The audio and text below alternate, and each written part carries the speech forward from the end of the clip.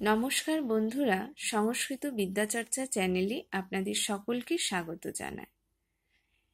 আজকে যে বিষয়টি নিয়ে আলোচনা করব সেই বিষয়টি হলো আমাদের প্রাচীন মহাকাব্য রামায়ণ। আমি গতদিনের ভিডিওতে এই রামায়ণ থেকে কিছু প্রশ্ন আপনাদেরকে জানিয়েছি। আজকে এই রামায়ণেরই যে 7টি কাণ্ড আছে তার মধ্যে আদিকাণ্ড বা বালকাণ্ড নিয়ে আলোচনা করব।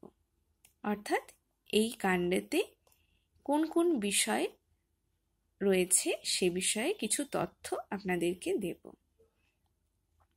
তাহলে আজকের বিষয়ের আলোচনা শুরু করা যাক। প্রথমেই বলা হচ্ছে কোশল রাজা দশরথের রাজধানী ছিল অযোধ্যা। রাজা দশরথ কোশল রাজ্যের রাজা ছিলেন এবং তার রাজধানী ছিল অযোধ্যা। তারপরে বলা হলো রাজা দশরথের সহিত কৌশল্যা, কৈকেয়ী এবং সুমিত্রার বিবাহ হয়। অর্থাৎ রাজা দশরথের 3 পত্নী ছিলেন, কৌশল্যা, কৈকেয়ী এবং সুমিত্রা। তারপর বলা হলো রাজা দশরথের সিন্ধুবধ এবং সিন্ধু পিতার অভিশাপ। একদা রাজা দশরথ বনে ভ্রমণ করার সময় একটি মৃগকে হত্যা করেছিলেন, কিন্তু সেটি প্রকৃতপক্ষে মৃগ ছিল না, ছিল সিন্ধু। সেই সিন্ধু বধ হওয়ায় তার পিতা রাজা দশরথকে অভিশাপ দিয়েছিলেন যে একদিন তাকেও তার মতো এইরূপ পুত্র শোক পেতে হবে। তারপর বলা হলো দীর্ঘদিন অপুত্রক থাকায় পুত্র লাভার্থে ঋষ্যশৃঙ্গ মুনিকে আনয়ন করা হয়। রাজা দশরথের কোনো পুত্র ছিল না, ছিল একমাত্র একটি কন্যা শান্তা। সে কৌশল্যার কন্যা ছিল, তাই অপুত্রক থাকায় তিনি ঋষ্যশৃঙ্গ মুনিকে আনয়ন করেন। এরপর বলা হলো রাজা দশরথের পুত্রেষ্টি যজ্ঞ এবং নারায়ণের 4 অংশরূপে রামচন্দ্র, লক্ষ্মণ, ভরত ও শত্রুঘ্নর জন্ম হয়। রাজা দশরথ পুত্রেষ্টি যজ্ঞ করেন এবং নারায়ণের 4 অংশরূপে রামচন্দ্র, লক্ষ্মণ, ভরত ও শত্রুঘ্নের জন্ম হয়। এরপরে বলা হলো কৌশল্যার পুত্র ছিল রাম এবং কন্যা শান্তা, কৈকেয়ীর পুত্র ছিল ভরত এবং সুমিত্রার পুত্র লক্ষ্মণ ও শত্রুঘ্ন। তারপর বলা হলো ঋষি বিশ্বামিত্রের নিকট শস্ত্র ও শাস্ত্র শিক্ষা প্রারম্ভ হয়।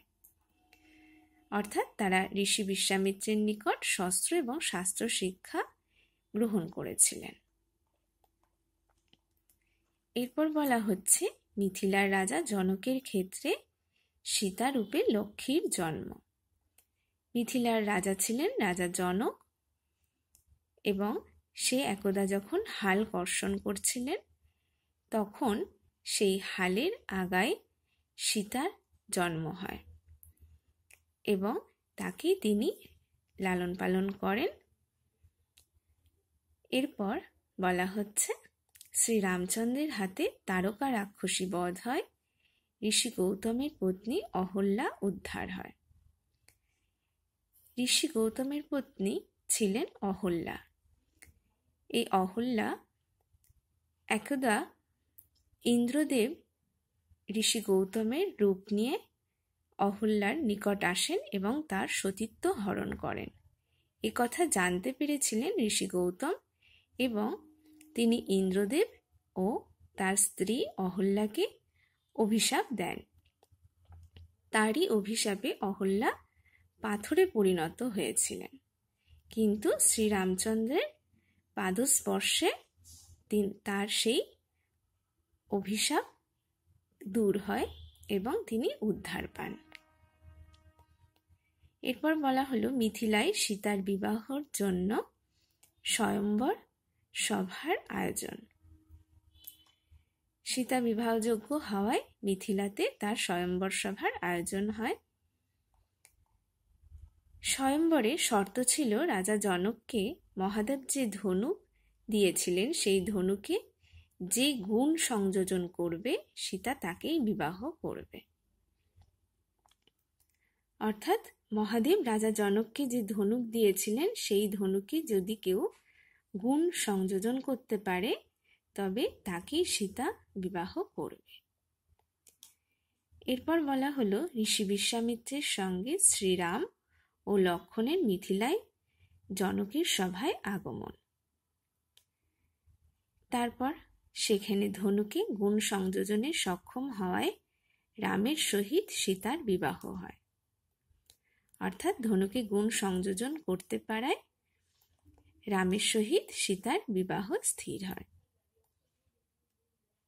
মিথিলায় রাম ও সীতার বিবাহের সময় সীতার অন্যান্য বোন ও ভগিনীদের সঙ্গে লক্ষ্মণ, ভরত ও শত্রুঘ্নের বিবাহ সম্পন্ন হয় রাজা দশরথ ও তার 3 মহিষীদের সম্মতিতে। অর্থাৎ রাজা দশরথ এবং তার 3 মহিষী কৌশল্যা, কৈকেয়ী এবং সুমিত্রাও এই বিবাহে সম্মতি দিয়েছিলেন। এরপর বিবাহের পর নবদম্পতি চতুষ্টয়ের একত্রে অযোধ্যা নগরীতে আগমন। এই সমস্ত ঘটনা অযোধ্যাকাণ্ড বা বালকাণ্ড বা আদিকাণ্ডে বর্ণনা রয়েছে। আজকের বিষয়ের আলোচনা তাহলে এই পর্যন্ত। আবার অন্যদিন অন্য কোনো বিষয় নিয়ে আলোচনা করব।